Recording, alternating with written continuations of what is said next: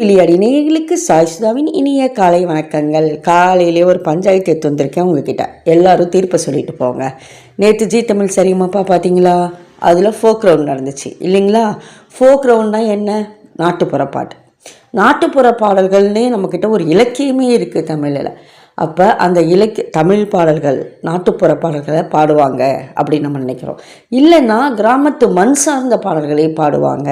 எத்தனை படங்கள் இப்போ ஒரு 10 வருடங்களாக தானே நமக்கு என்ன சொல்கிறது, டெக்னாலஜி சார்ந்த பாடல்கள் அப்படி வந்துட்டுருக்கு. அதுக்கு முன்பு படங்களே உங்களுக்கு மண் சார்ந்த படங்கள் தான் வந்துட்டு இருந்தது. அதனால் அந்த மாதிரி பாடல்கள் உங்களுக்கு நிறைய கிடைக்கும். அப்படி கிராமத்து மண் சார்ந்த பாடல்களை பாடுவாங்க. ஆனால் நேற்று குடித்துவிட்டு போதையில் பாடுகின்ற பாடல்கள் கூட நம்ம படங்கள் நிறையா இருக்குது. அந்த பாடல்களை பாடுறாங்க, அவங்களுக்கு கோல்டன் ஷவர் கொடுக்குறாங்க. இதெல்லாம் எனக்கு என்னென்னே புரியல. எப்படி இருந்தனா இப்படி ஆகிட்டேங்கிற மாதிரி ஜி தமிழ் சரிகமாப்பா ஆயிடுச்சோ அப்படின்னு நான் நினைக்கிறேன். நீங்கள் என்ன நினச்சிங்க? ஃபோக் ரவுண்டுக்கு அது தகுதியான பாடல்கள் தானா? முதல்ல பாடகர்கள் எப்படி பாடினாங்கங்கிறது இரண்டாவது கேள்வி. ஆனால் பாடல்களே இப்படி இருக்குதுங்கிறப்ப இது என்ன விதமான ஒரு சுற்று அப்படின்னு எனக்கு புரியல. அப்போ இந்த ஒரு